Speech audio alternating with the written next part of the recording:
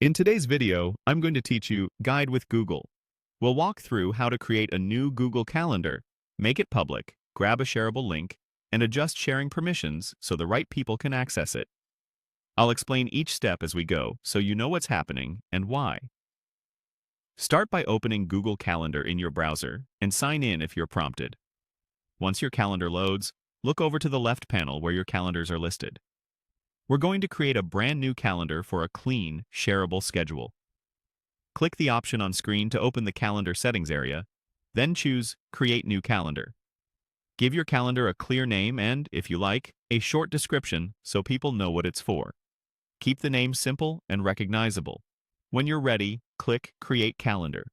You should see a confirmation that it's been created. From there, select Configure to jump straight into this calendar settings. Next, we'll make the calendar publicly available. Find the Access Permission section and turn on Make Available to Public. Google will show a warning so you understand that public access means anyone with the link can see what you share. Confirm by clicking OK. If you only want people to see whether you're free or busy, adjust the visibility to limit details. Otherwise, leave it so event details are visible. Now let's get a link you can post or send. Click Get Shareable Link, then choose Copy Link. This puts the public URL on your clipboard, ready to paste into a website, an email, or a chat. Remember, this link provides view access according to the visibility you set a moment ago. If you prefer to share with specific people or groups, instead of using a public link, scroll to the Shared with section.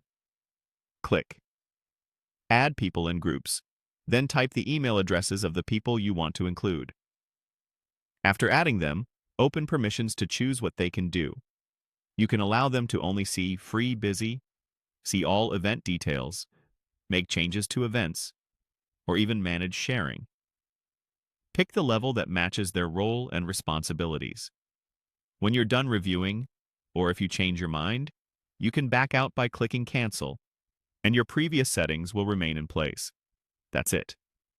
You created a new calendar, configured its visibility, copied a shareable link, and fine-tuned access for individuals.